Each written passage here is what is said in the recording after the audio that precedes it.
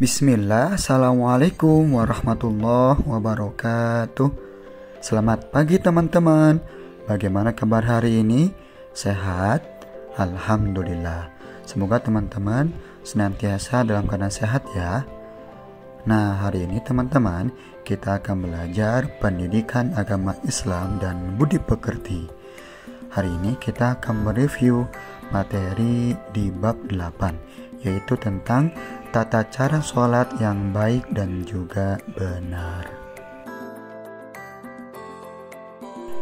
Teman-teman, materi hari ini yang akan Bapak sampaikan ada 4 poin. Yang pertama, syarat wajib sholat. Yang kedua, syarat sah sholat. Yang ketiga, rukun sholat. Yang keempat, sunnah sholat. Teman-teman, seperti biasa, sebelum kita belajar, mari kita berdoa dulu agar materi yang kita pelajari dapat dipahami. Mari kita baca bareng-bareng. Bismillahirrahmanirrahim. Raditu billahi rabba wa bil islami dina wa bi Muhammadin nabiyyan wa rasula. Rabbi zidni ilman warzuqni fahman, amin. Mari kita mulai belajar hari ini. Materi yang pertama yaitu beragama Islam. Nah, bagi orang-orang yang bukan beragama Islam, contohnya beragama Kristen, Nasrani, Yahudi, dan lain sebagainya, itu tidak diwajibkan untuk sholat. Yang kedua, berakal. Maksudnya, bagi orang-orang yang tidak memiliki akal, seperti orang gila, itu tidak diwajibkan untuk sholat. Yang terakhir yaitu balik. Maksudnya sudah sampai waktunya. Jadi teman-teman yang berumur 7 sampai 10 tahun itu sudah seharusnya bisa dan harus melaksanakan sholat ya, karena itu merupakan pembiasaan agar kelak dewasa nanti tidak melalaikan sholat. Kemudian materi yang kedua yaitu syarat sahnya sholat. Di sini ada 7 poin. Yang pertama, mengetahui waktu sholat.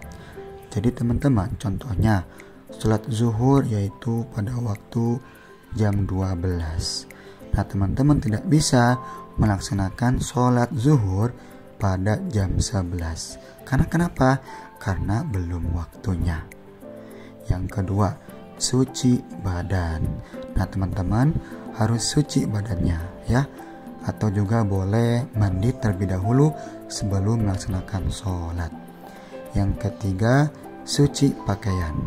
Nah, pakaian teman-teman diusahakan harus bersih dari najis ya, agar sholatnya sah. Yang keempat, suci tempat sholat. Yang kelima, suci dari hadas kecil dan juga hadas besar. Contohnya hadas kecil, teman-teman setelah BAK atau BAB, teman-teman harus berwudu dulu ya, agar sholatnya diterima oleh Allah Subhanahu wa Ta'ala. Yang keenam, menutup aurat. Jangan sampai ketika kita sholat kita terbuka auratnya, karena kalau terbuka otomatis sholatnya tidak sah. Yang ketujuh, menghadap kiblat. Nah, itu teman-teman syarat sahnya sholat. Mohon disimak dan diperhatikan ya. Kemudian materi yang ketiga, rukun sholat. Nah teman-teman, rukun sholat ada 13 poin. Yang pertama, niat melaksanakan sholat. Jadi sebelum teman-teman sholat harus niat terlebih dahulu. Contohnya niat sholat zuhur, niat sholat asar, maghrib, isya, dan subuh. Yang kedua, berdiri bagi yang mampu. Kalau teman-teman tidak mampu berdiri, maka boleh duduk. Kalaupun tidak mampu dalam duduk, maka boleh berbaring, ya. Yang ketiga, takbiratul ihram. Yang keempat, membaca Al-Fatihah. Yang kelima, ruku dengan tumanina, artinya tidak terburu-buru. Yang keenam, i'tidal. Yang ketujuh, sujud. Yang kedelapan, duduk di antara dua sujud. Yang kesembilan, duduk tasyahud akhir.